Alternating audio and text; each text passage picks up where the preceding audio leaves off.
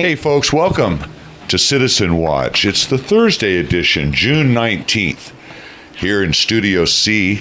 We appreciate it's warming up out there. You know, it was cooler in the week, and now it's cooler on Tuesday. It was only 82. Yeah, it was only 80s on Tuesday. Now we're into the 90s. But here we are in Studio C, the palatial Studio C's. We have Studio C. There's only one Studio C. We have our cappuccino machine going. We have our easy chair in the recliner position with the vibration and heat on for Mike Belluomini. He's our city council member. Decided to come on in and talk to us a little bit about the budget that was passed last Tuesday. Of course, we have the Goose Whisperer Robert, the Velvet Sledgehammer Tomasetti, and Casey Steed.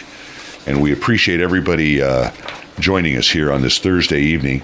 You might be listening to us on Saturday, one of our repeats, which we appreciate. You can always go on YouTube and listen to us also. Just put in KYOS space 1480 in the space bar, search bar rather, and all of our previous shows go up. But like I say, we have our special guest, Mike Belluomini, and boy, I'll tell you, I've watched people butcher his name now for the last 6 months as he's been on the council. And Monica gets it right. He has quite a following up there already. Man, look at this. He's prepared. Mr. Belluomini is very prepared. He comes to us from the school district. We'll let him give us a little bio of where he came from, how he got. But it's his first year on the city council, his first term, first year. We interviewed him a few months ago here in Studio C about what he was going to do when he got on the council. You know, there was a wonderful article in the Merced County Times a few weeks ago. Hold on a minute. What? I'm stunned at what he gave me, because I'm looking at a 3, 4, 5, 6, 10-page document. Right. Okay, that Mike, I'm just looking at the top. It says Merced City Council from Mike Belluomini. And It's 10 pages talking about Campus Parkway and council priorities. And why I'm stunned is that he did his homework. Of course he does his homework. And this is one of the things why the This is why I voted for him. Well, I think this is why he's sitting on the council. He came to with a lot of good ideas. He came. Well, Mike, let's get Mike on that. I keep talking about you. You blow your own horn here. You did some nice things up in Manteca, didn't you? I'm going to go and blow my nose. I'll be right back. Tracy. Right.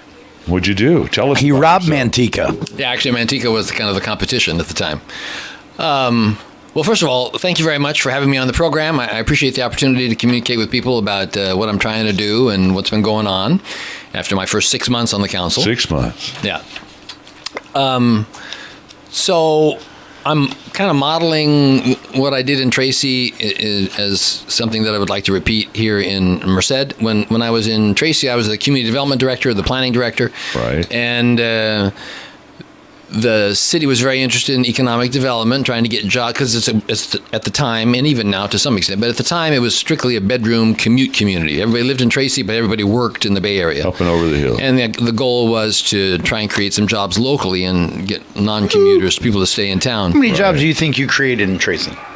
Oh, I don't know, but because I was kind of there at the beginning of the industrial development. We got the industrial specific plan prepared, and we brought in Yellow Freight, and that's where Manteca enters into it, because the Yellow Freight was trying to locate in Manteca because Manteca is just a tiny bit closer. Well, yeah, they had that Spreckles. They had that whole Spreckles system. That Spreckles was for anybody remembers, it was a sugar beet factory, right? And they closed it down, leveled it, and created a huge industrial complex that was competing. Yeah, they were businesses, and they were a little closer to the intersection of all these freeways. You know, there's the 99 and 5 and 80's not too far. Anyway, so they wanted to be as close to all those, but Manteca gave them grief about how to do it and where they were going to be, and so we kind of lured them to Tracy and said, "Hey, we've got a site for you. We want to work with you." And just Yellow Freight was how many jobs, roughly? 500, 200? I don't know. Yeah, probably like 200 or so. That was but you remember. If anybody remembers the Valley, Yellow Freight was the first one. Well, because you looked and went, what? Well, and then, how many, Mike, go ahead and tell us. Well, the industrial park that Yellow Freight was the first tenant in is about 700 acres, and it's now almost fully built out, although that's a long time ago. I mean, I did that 30 years ago now. And but that's planning. That's what planning is. And you want to see the same. Now we fast forward to Merced and Campus Parkway. And you want to do the same thing out there, don't you? Yeah, I think that's. And you're running. It's about the same amount of land, actually, about 700 acres. It's Yellow Freight was right next to the interchange of 205 and MacArthur Boulevard, and this is Highway 99 and Campus Parkway. Huge new interchange, fabulous access in every direction, and essentially open farmland for much of the area around the interchange. I mean, it's perfect for doing industrial development. And then, of course, right next to the interchange, maybe doing some retail development. Yeah, so I'd like to do that same thing. And why are you running into opposition? Well, I'm not sure I would fully call it opposition. There are concerns. What are those concerns? Well, to make things happen, you have to spend money. Right. Okay. Well, as soon as you say spend money, or the city ought to spend money, then there's concern about, because there's concern that the city doesn't have any money. But are we talking about an investment, not just spending money? Right. Actually, what I'm proposing is that the city would loan to the land developers essentially an equal amount of money. So I contacted the planning consultant who prepared the industrial specific plan for the city of Turlock, since Turlock seems to be getting a lot of the industries that are interested in Merced end up going to Turlock. Right. And said, well, okay, so what did it cost to set up Turlock, or what would it cost to set up an industrial specific plan at Campus Parkway? And actually met with them, and they came and toured Campus Parkway area, and I provided them background information about what was in the plan. Right. And they provided a budget. Well, so preparing these plans, maybe first we should talk about what the end product is, so you understand why it costs money. So with an industrial specific plan prepared, the environmental document would be complete. So a business wants to come into town, their environmental review is done. They don't have to spend a year or two like Walmart did trying to get their EIR approved, because there would be an EIR already in place. Right. They would just have to kind of fit into the parameters, the definition of that EIR. Mm-hmm. Secondly, the design standards, how much parking, how much landscaping, how they get access, all that stuff would be figured out so that they would have certainty about what the city was going to require of them, rather than, a developer walks into a city planning directors, like I was, have a lot of power. Right. And they walk in and they don't know what this planning director and the planning... Who's our planning director? Dave Gonzalez. Yeah. They don't know what the city's going to ask of them, so that creates uncertainty about their budget, and they don't know if they're going to make money, etc. But so if you do a design plan, that's made clear, and when they come in, they know exactly what they're going to be asked to and nothing more. And then finally, the third element is that there will be a plan for extending sewer, water, storm drainage, and providing public services to that industrial area, and what that would cost, so the developer knows he's going to have sewer, water, storm drainage, and what it's going to cost him. So anyway, to prepare a plan like that, the people who did the Turlock specific plan said, well, that's going to be between $700,000 and $900,000. Right. So that's a bunch of money. Yes. My proposal is, and it's not, it's less likely to happen on its own. Mm-hmm. So my proposal is, okay, let's say the developers, call it $900,000 is the cost. Right. Let's say the developers put up half, $450,000, and the city loans them $450,000.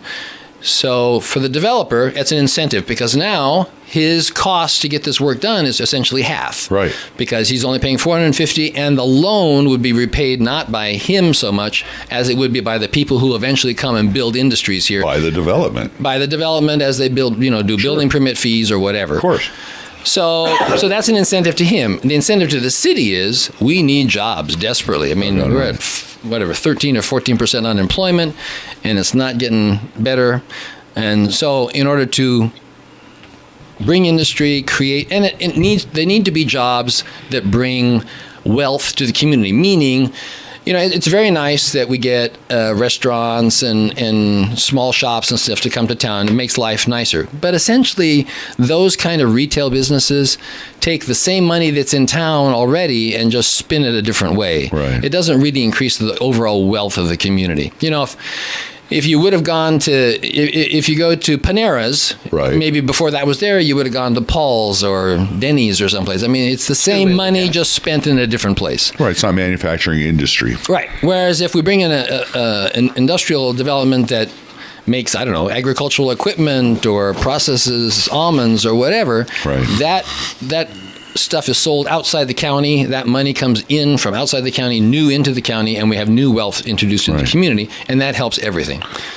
So your plan is, let's set the ground rules so the developers know what they are expected of when they come into town. They know what the costs are when they come into town. You have the land. You've got a vehicle now where you've incentivized to the developer to help pay for some of these costs. And by that, now we should be fertile where people will come in and want to develop in town. Is that the plan that we're talking about? That's the plan. And maybe I might add that we actually have an economic development department in the city, Frank Quintero and Maria. Right. And they go out and attend conferences and other kind of gatherings of prospective developers who are looking for places to locate. Right. I don't think, based on what I've been able to find in my research, I don't think they have a lot to offer. Yes. I mean, they can, we have 3 other industrial sites in the city. None of them have parcels over 15 acres in size. That's pretty small. And we have very limited numbers even of those parcels.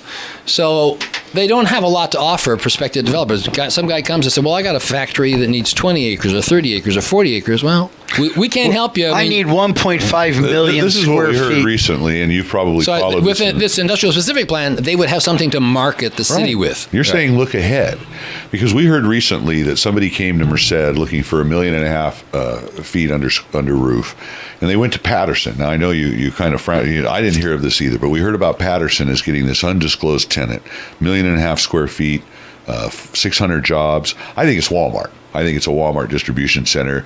They call it Project XX. They haven't came out with who it is. Supposedly, according to some of the sources Roberts has, they came to Merced wanting the Walmart site, and Walmart didn't want to give it up because that's the only site we had that was in the works. What you're talking about is having 400 or 500 acres so that we have more than 7. Okay, so what you're talking about, Mike, is exactly when they wrote about the Project XX. Patterson said, and I got the paper over there, that the reason that Patterson is now viable is that 5 years ago they started putting together a, what do you call your project? Industrial specific plan? Yeah, they said that they had an industrial specific plan where all they have to do is go and they're shovel ready. Right. And then they got And it that's approved. why It went through the people city are very moving quickly. down. Yeah. And I think what this brings up a bigger point before we go to our first break is, and the reason I brought you in is, and I have seen this watching the council meetings. He wants my $5. You encounter resistance when you bring up these plans. And I feel the frustration you feel. And maybe you don't feel the frustration, but I feel it. We hired you, we elected you to go on the city council to bring new ideas, to bring new direction to the council. And I find it frustrating that you seem to get shut down and these proposals of yours aren't taken more seriously and acted upon more. Do you find that same frustration, or am I reading that wrong? Well, he's political. I know he has not to going to work say with yes you or guys. no. Right. But I think you have some good ideas here. I think it's just a matter of education. I think people on the council don't understand how this could work. They don't understand about loaning money. Then why do I vote back. for them, Mike? Wait, real quick. Then why? I'm going to be very honest with you. I lived in Modesto. I saw what you did with Tracy years ago. It's phenomenal. That is why I let you put a yard sign in my yard. That's why I voted for you. That's why I petitioned for you, because I saw that. Why do I vote for dumbasses that have no idea what they're doing? They don't have a clue in the world. Don't shake your head, because that's what they are. Right. The point of the matter is, I said, if the city of Merced would look at how they work and how they do business, we wouldn't have to do cost cutting. I heard in the budget, Mike had some specific ideas, and they went, We're going to talk about that later. But what I wanted to touch upon is, you want him to say yeah. I think Mike gets some resistance because he's new on the council. I think because he's smart. I think so, and this is what I have never had a guy come on a radio show and give me 9 pages of a written format. With I'm serious. Trust me, Greg Diaz gets one of these every council meeting. Maybe Greg Diaz needs to pay better attention. Well, I think he should. And again, we're going to talk about this more in the hour, but I just find that Mike is a breath of fresh air on this council, and he's brought up a lot of good ideas, and I want to find out why we're getting resistance resistance? Is it because people want to take credit? Because you're not a glory guy. You're willing to share the credit with the whole council. You want to see I'm the just community. trying to make things better. That's right. Yeah. And so if we have people, Campus Parkway is my baby. That's my little baby. It should be all of our babies, right? And this deal about, hey, why are we spending city money with private landowners? You got to get past that. This is the land that we've decided to develop. Somebody owns it. The city don't own it. Are we just going to stick our heads in the sand until these developers are ready to go? Or are we going to prod them along, maybe give them some incentives to bring this land into production, if you will, right, or into play? And that's what you're talking about. Let's look ahead. I see him with a strategy. Let's not, start drawing lines in the sand. This is my territory. Is that what you're talking about? First of all, I respect all the members of the city council, and I think they're all capable people. Right. Oh my God. I don't maybe accredit anything. Obama's a great man. No, come on, let him talk. And I think it is partly just a matter of education. People need to understand how it can work and how it can happen. And I'm doing the educating best I can on my own, right, including actually city staff. I think is having needing some education, and so I'm working with them, and I'm. This is the first draft. This is general ideas. I'm not tied to every word and letter on this paper that I handed out to the city council, but I am tied to the. But it's a strategy. The overall idea to make it happen. I'll beat it. I'll toot his horn. He won't. It's a strategy that has worked in another county, in another city that is booming. You go down Highway 580. This is exactly what Mike Belluomini has done. The impetus. It is now being duplicated in Patterson. Right. You want it in Merced? Fine. If not, follow John Bramble off the cliff where expenses are going to exceed income. Well, let's use his experience. Folks, we're coming to the end of our first break, and we'll be right back. Here we go, folks. Welcome to the second segment of Citizen Watch here on this beautiful, hot Thursday evening, the 19th of June. We're here in Studio C. We have the air conditioning down. We're cool as the lights are low. Cool as a cucumber in here. We have Robert Chardonnay. Robert the Goose Whisperer, Tomasetti. Stop! I don't like the Goose Whisperer. The Velvet Sledgehammer. Pretty soon those things are going to be. I'm huge. Casey Steed. If you ever have a tip or you want to call in, let us know something, you have a comment about the show, you can call our tip line 209-406-8728. You can also listen to our shows on YouTube. If you go to the search bar and type in KYOS space 1480 AM, you'll hear all of our old shows, and you can listen to this episode of Citizen Watch with Mike Belluomini. I finally have been able to say his name correctly after about 6 months. He is our city council member, first 6 months in the saddle, first term. He's getting an indoctrination. Of course, he's been in the saddle before. He was instrumental over there at the Merced Union High School District with building our new campus, El Capitan. And don't go there. Also instrumental. Well, we've been a little critical about El Cap, but it wasn't Mike. He was just falling on the sword. He's a good soldier. He was doing what they told him, and I'm sure he would have spent that money a little differently. But the other thing he was involved in heavily was Tracy.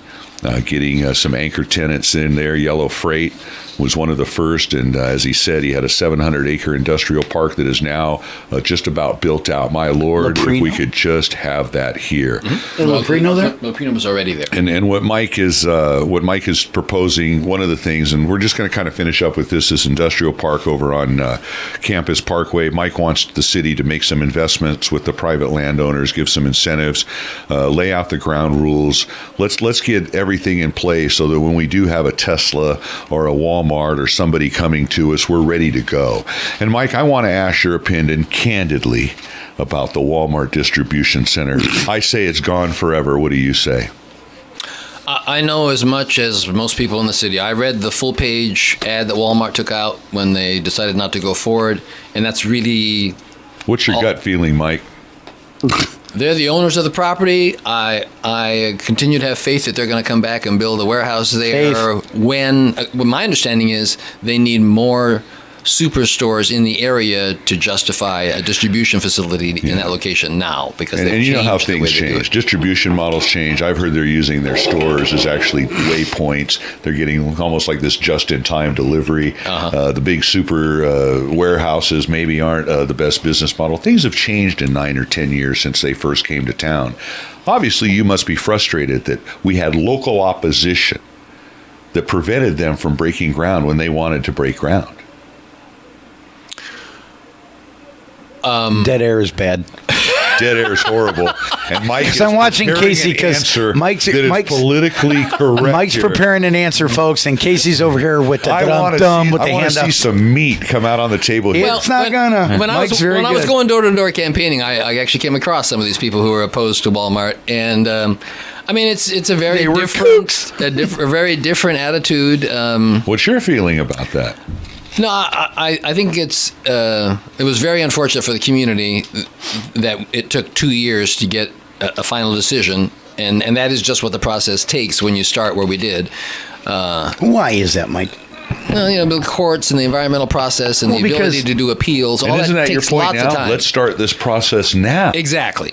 Let's get that. I mean, in an industrial specific plan with a program EIR, I mean, that time for opposition would all be happening while there, in fact, isn't a real tenant waiting to start building industrial development. It would happen with a theoretical tenant that the EIR describes, and as long as one that comes along fits into that description, which can be broad, you're ready to go. We wouldn't have this lawsuit issue, right?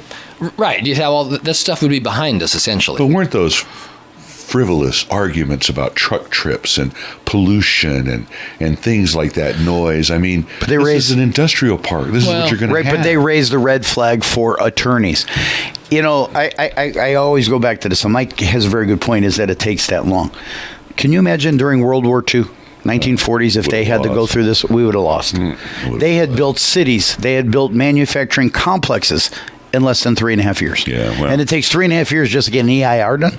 Well, Mike, I know you're pushing a rock up a hill with getting this industrial specific plan over at the campus interchange, and we are behind you, and we want to see it because I think that is the goal. You got to have land ready to go. It's a matter of increasing understanding about how it might work and winning people over. Yeah, increasing understanding. I want to talk a little bit. Wait.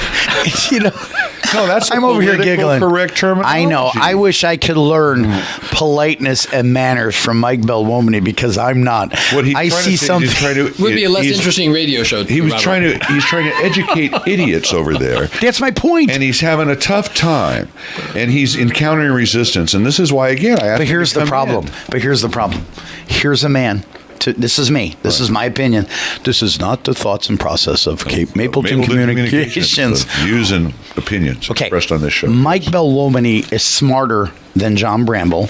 He's smarter than Greg Diaz. I think he has a different. I think he has a realistic view. No. These guys have been here. That these guys don't have. I don't know if the word. But that's smart. Okay, he has life experiences that they don't. He's built. Wait a minute. Yeah, that's correct. He's built don't go into that political crap with him. Come on. We're never going to get anything out of this guy. We can't have the sledgehammer sledging all over the place. I'm sledging a friend. I can't believe it. No. I think that he's smarter than them.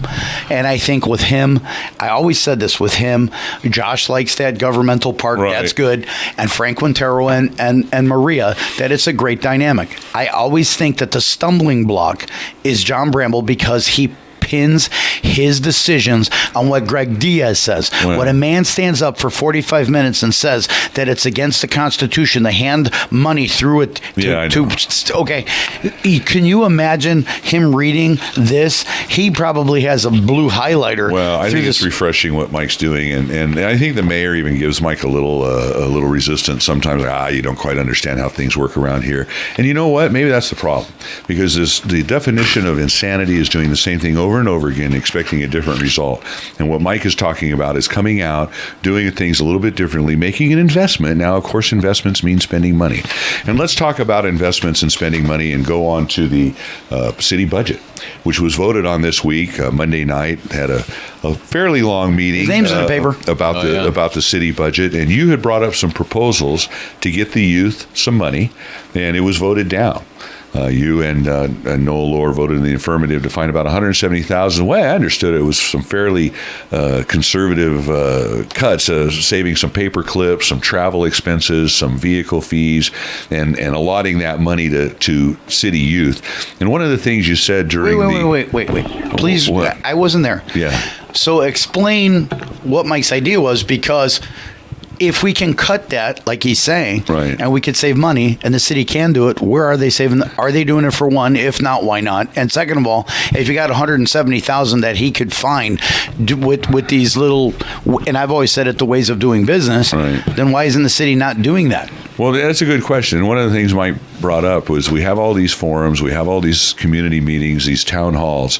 We ask the people to come out and tell us what they want. They tell us what we want, and then we don't do it. And that's one of the things you said Monday night. Right. That's the general idea, is that not that people are going to get everything they ask for. It's not that kind of a process. I mean, but you can't ignore people. And essentially, that's what the council did. I mean, it listened to them and it said, thanks for your input, but Greg Diaz said that's illegal. We can't do that. But we're not going to do it. I mean... Oh, I'm mad. And when they argue that it's, we have no money, I mean, that was stated over and over again. We have no money. If we want to do something more for youth, we need to institute a new sales tax or something. How do you feel about that? No, I think it's about... another sales tax? No, I think it's about priorities. It's not about raising more money.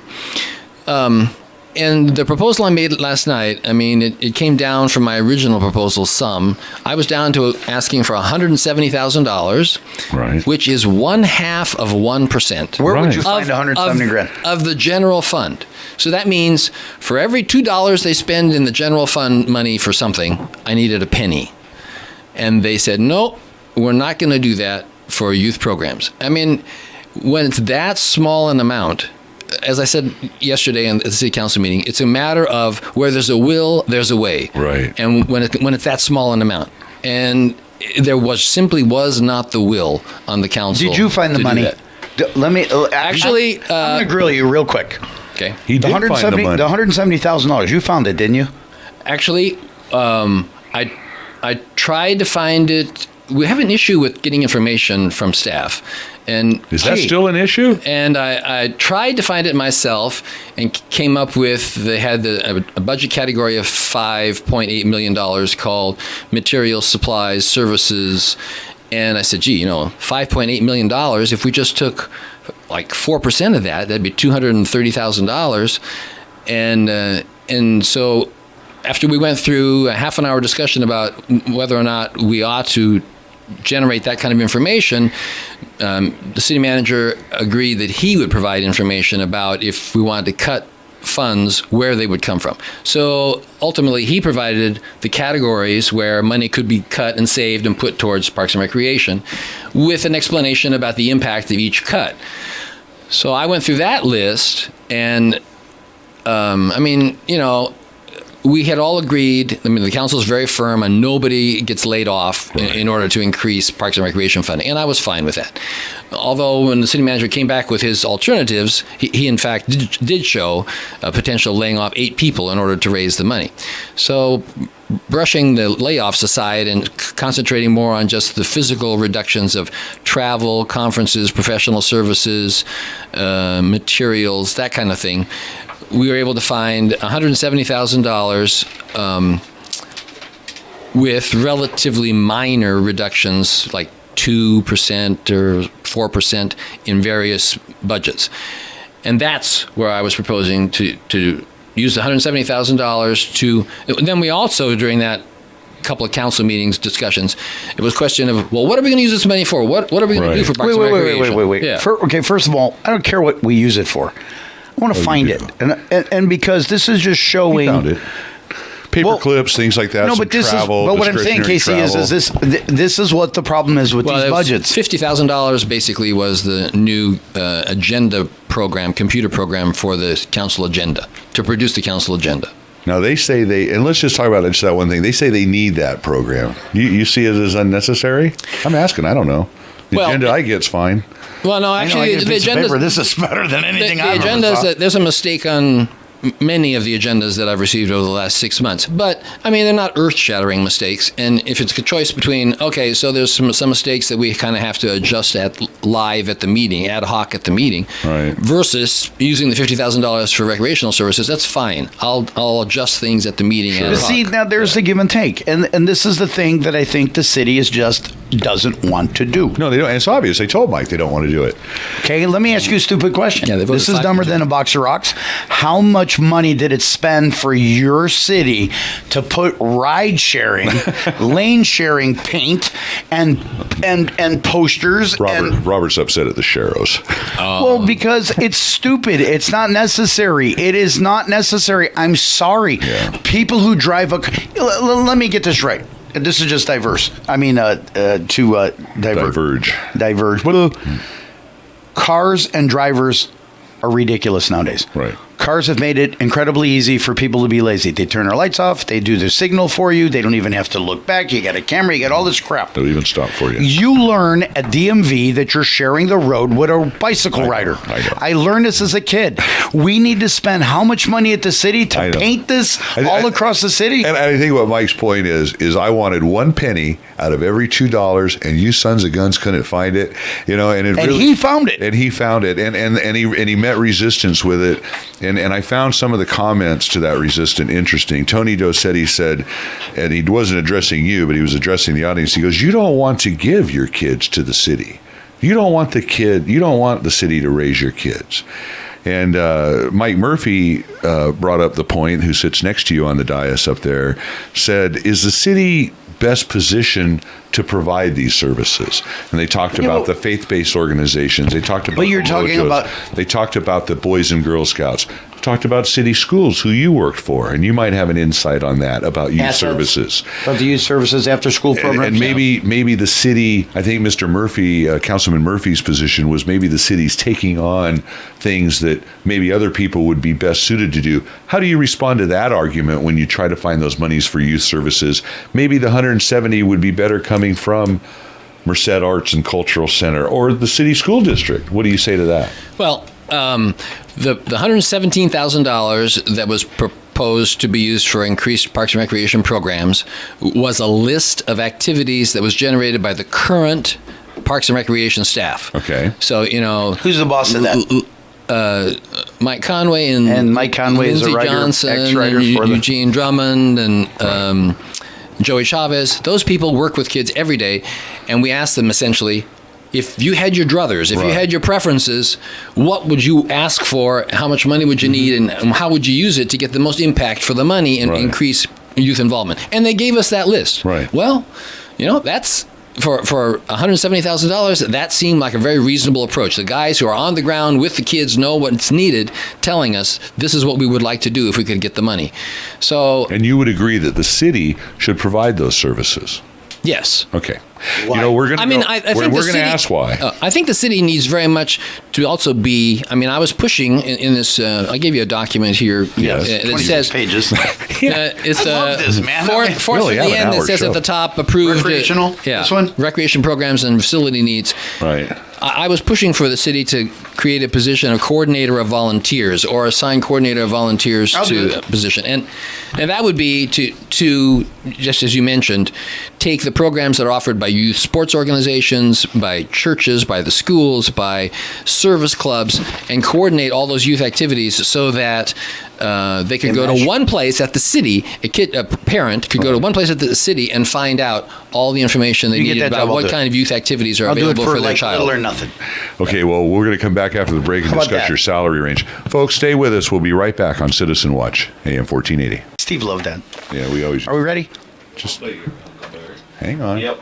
Okay, here we go. You don't folks. do the country kind of song. Folks, this is the third and final segment this week of Citizen Watch, our Thursday, June 19th edition.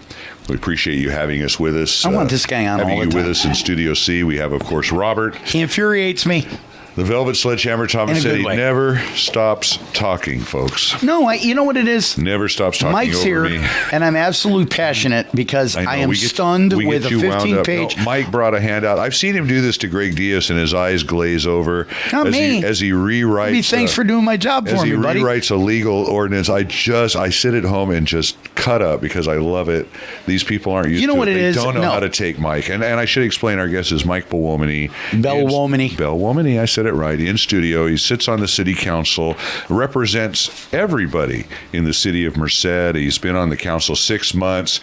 He was he's asked more questions than anybody. He does. He asks more questions. He comes up with more ideas, and it's just so entertaining to watch. Great article in the Merced County Times. Can you imagine if we had two more Mike Belluomini sitting on the city council? If we had a council full of Merced Belluominis, we might get something done. And that's Mike Belluomini. His first name's not Merced. Not to take away from Mr. Tomasetti, Mr. Murphy, Mr. Lohr. Mr. Tomasetti's moving. He's going to become the new supervisor. He has his eyes on the prize, doesn't he? But one of the things that came out recently here, the city was threatened with litigation about coming up with districts. Is it true? More representation. Okay, hold on. This particular group said, we didn't have any Hispanic representation, even though we had 4. Excuse me, I got a question. People on the ballot last election, yes.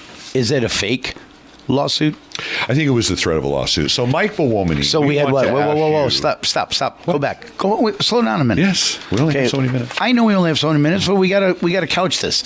So Greg Diaz comes up with this. Oh my God, we had threatened of a lawsuit, which he always does. He cries wolf more than anybody I've known. So he comes and he says, "Oh, threat of a lawsuit." Now this, what Mike is going to talk about, to me, is very elementary, and it shouldn't have been threatened with a lawsuit. It should have been done years ago. Well, and I think I told you, I talked to Joe Cortez. He was a former city council member, Hispanic city council member, and he said that we should have probably addressed districting years ago and got it out of the way. And I guess that's now what we're going to do, right, Mike? Right. My understanding is that essentially many cities in California have been sued over at-large electing of councilmen and have all lost because the courts require that elections be by districts, so that a councilman's come from a particular neighborhood rather than, in our current situation, all the city councilmen currently on the council live north of Olive Avenue, except for me. I mean, everybody lives north of Bear Creek. Right. And I'm the only one who lives south of Olive Avenue. And all the councilmen are white males, except for Noah Lohr. And Josh Pedroza. So was he a white Portuguese guy? So the dividing it into districts, there would be a guarantee that somebody would be from South Merced, from Central Merced, et cetera, which would distribute the councilmen throughout the town versus us all being kind of clustered to the north right now. So your feeling is we're going to have to go to this? Yes. Yeah. We should have went to it a long time ago. And so, this is the reason why 2008 happened. Now, once again, you've brought in a little handout here. You've shown a North, Central, and South District. Is this something you've come up with, or is this what we're talking about? Well, the fact that we have to go to districts is kind of a given, I think. Right. Then the question is, how do you go to districts? Okay, so this is a proposal. It's a question of how do you go to districts. So this is your opinion of what the answer is. Right, I presented this to council. The way it's council approved it, and it's going to appear on the November ballot. Yes. To change the city charter to go from at-large elections to district elections. Right. It says to go to district elections with 6 single-member districts, meaning that the city will be divided into 6 areas. Each area will have its own representative. Now, that's not what you've shown here. No, he showed 2 of each. What I think is a better solution, and when I presented it to council, actually there was some agreement that it is a better solution, but that it wasn't legally defensible. Maybe. Wait a minute. No. Let's talk about what he proposed. No. But what did he say? This is just a theme. I know you get on this thing with Diaz. You hate the obstruction, but let's let people know what Mike proposed. Okay, so instead of having 6 districts, right. I would have just 3. 3. And each of the 3 districts would have 2 council members in them. So there'd be, just as an example, I mean, all 3 districts have to have approximately the same number of people. What do you call them? I'm guessing where the line would be, but basically say north of Olive Avenue would be the North District. Okay. South of Highway 99 and Yosemite Parkway would be the South District, and in between them would be the Central District. Each one of those would have 2 council members. Now, how would the mayor get elected? The mayor will remain at large. So in other words, the combination of all 3 districts. Right, okay. and that's okay, according to the courts, apparently. Yeah. So what I like about that is, if there's 6 districts, then you only need 1,660 votes to win. Right. 1,660 votes is not very many people. I mean, I was only elected by 2,800 people, and that was not a very high number. But in a presidential election, when we went back and looked at 2012, you only needed 1,600 people if this had been a 6-district city to get elected. Well, that could be a special interest group. It could be a very small cluster of people. I mean, it's not very many people to be representing. Yeah, any kind of a group. No, it's true. Right. The second thing is, when you get down to that small a portion of the city, I mean, Rigasori would still get his butt kicked. Rigasori. There might not be very many people who want to run. I mean, it pays $20 a month, and if you're a lower income person, but you get your name in the paper, you're going to think twice about putting in the time. Well, so now what will happen is people will run unopposed. Right. So I think that's a big problem. I mean, I saw that in the school districts. We had members of the high school district and the elementary school district who ran unopposed on the board. On the board once we went to districts because nobody else was interested. Right. Well, so I don't think that's a good thing either. We need people to have to, because if you run unopposed, as soon as you find out you're unopposed, you're done. You don't have to campaign, nothing. You just sit back and you're elected. You're right. You would maybe staying at large would be the best way, but legally, since we can't, this is the next best system? Is that what I'm hearing from you? No, I don't. I think at large has the problem we have today. Everybody is from one neighborhood instead of being spread. Right. So I like the idea that we're going to have people spread throughout the city. And I mean, I feel that I represent the entire city, but I don't drive around in South Merced as often as I drive around in North Merced because that's where I live, and that's just reality. How do you elect a mayor when you have 6 districts? Again, a popular election? Yeah, it's at large, or at large. And then the other advantage, I think, of having the 3 districts with 2 members in each district is that people would vote for a city councilman at every election. Right. In other words, you stagger them. Right. One would be one election, so only half the council is elected at a time. But if we go to 6 districts, then only 3 of the districts are electing their councilman at one time. So you only vote for a councilman once every 8 years, isn't it? 4 years. Once every 4 years rather than once every 2 years if they're in rotation. And I like the idea of involving people in government, involving people in election campaigns, making a choice. Whereas if you had 2 from a district, one would be elected in odd years. I see like the senators. Not odd, but every 2 years. Yeah, like senators. Right. One is voted at a time. I like that. Now, is this 3 district proposal dead, or are they still thinking about it? Right. No, I presented it to the council, and I asked them to vote it this way, and Mr. Diaz, the city attorney, said that. Now you go off, Robert. He said from a political science point of view, he agreed with me. Right, but that it was a good idea. But from reading the position of the courts and a legal point of view, he had to recommend that we go to single districts, and so that's what the council did. Have we lost Robert? No, there we go again. Greg, instead of finding a way to make it work, is going to be, and this is the problem I've had with Greg Diaz, and I'm gonna do this on another show because this just annoys me, and I don't want to take any more time from Mike because I'm a big advocate of Mike. I like him, and I want him to keep telling us, and I want to have him back periodically. No, the interesting possibility, is if the charter amendment fails, right, then the city would be sued. Right, and then we're going to have to look at something but anyway. We don't, but it's the fear of a lawsuit. It's not an actual, it's not, that's the problem with Greg Diaz. The fear, the sky is falling. Well, here's what bugs me. He's like these guys in the stock market who are bearish, who say the market's going to correct. The market's going to correct. Well, 6 years later, the market corrects. I told you so. Well, hey, you sell insurance. You know how it is. Preparing against risk. No, it's a risk situation. Right. And the situation is, instead of showing us how to do things, Greg Diaz is more of a roadblock, than anything else. Well, if Greg Diaz was a somebody that provided insurance, his rates would be very high because I'm sure he would anticipate anything. Now, just explain just for a minute, because I want to get on to Merced beautification, but the mechanics of redistricting are going through this, if the charter's approved, then we're going to have to go through the gyrations of determining what districts, the 6 districts, right, the boundaries, who's in it, and then we'll have to have another election at some point. They'll wait until the next election cycle, right? No.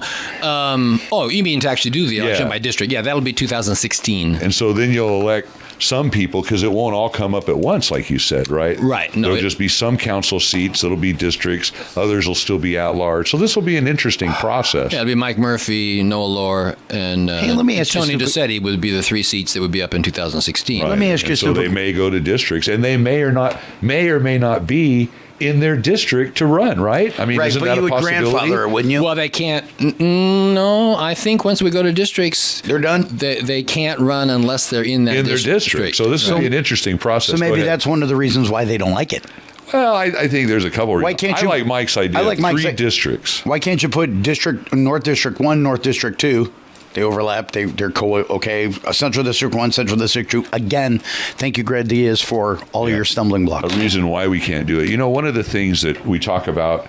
I got a headache. Our beautiful. I know. Robert loves this with the with why we can't do things, and again, this is why we brought Mike in today, because I've seen this theme, if you will, on in his few 6 months, and not on everything, but he seems to encounter a little resistance. And I always say the squeaky wheel gets the grease. I like people that challenge the system. That's why we hired you. That's why we elected you. And you're doing exactly what we want you to do. And don't allow people to change your course. In other words, don't stop with your little handouts. You get $20 a month. I'm sure you spend that more on printer ink with what I see you hand all the boys up there. I see my election as I was elected to do a job. Right. And I made 3 campaign promises, and I'm following through on those 3 campaign promises: industrial development and jobs, youth services, and beautification of the city. I think let's talk about that third one, because we have just a few minutes left. Okay. Beautification of our beautiful city of Merced, Tree City, USA. What are you doing? Well, I think it's been the council. I think it's been real positive. The Tioga Hotel. It's actually kind of a good story. I picked up a friend at the Amtrak station, and I was there, and I thought, oh God, this parking lot looks terrible. The landscaping's a mess. So I went in and I talked to the Amtrak ticket lady, and I said, who do I talk to here about the landscaping out in the parking lot? It looks really bad. And she looked at me and she said, oh, well, the landscaping by the Amtrak parking lot is taken care of by the city of Merced under contract. So I thought to myself, it's us. Do you know who I am? It's us. So I checked with the city staff, and sure enough, since 1998, the city's been committed to providing Amtrak's parking lot maintenance. Right. So I contacted Amtrak, the people who can spend the money, and said, we're required to maintain, but not necessarily replace the plants. Could you do that? So they agreed to give us $2,400 for replacing the irrigation system and the plants. I had to do a landscape plan for what kind of plants and where to put them and how many, and I did that. Yeah, I love it. I cracked out my Sunset Garden book and did a plan. Sunset Garden book. And here's the guy that we that's $20 a month. Yes, got, Lynn Davis. Here's the guy for $20 a month, and there's John Bramble. Now I give him $184,000 in retirement. So what about you, Greg? You did the plan. So we worked it out, and Amtrak paid $2,400 for irrigation parts and for the plants, and then I got city staff. Again, they didn't have staff that was very available to do all the work, so we got 2 city staff people to come and help us, and then I organized about 20 volunteers. Wow. I have one question. Yeah, it was amazing. I have one question. Went down there on a weekend or and something? we got it all landscaped on a Saturday. I have one question. Did Greg Diaz tell you about the liability and the workers' comp problem? Probably. Are you serious? Don't tell them too much, Mike, or they're going to shut you down even more. Folks, we're getting. Voted for this man. It's a great guy. We appreciated having Mike Belluomini in here. We're gonna, Mike. People don't know, but Mike sings. And when we had Mike in here God bless America. on the election show, he did a little song. So we're gonna take the last remaining time we have, and we're gonna let Mike sing just a few bars of something he likes a cappella here in Studio C. And so with that, why do you always have to stand up? Because that's how singers do. You have your diaphragm. If you learned anything, so go ahead, Mike. And again, tune in next week, folks. Here we go out with Mike Belluomini.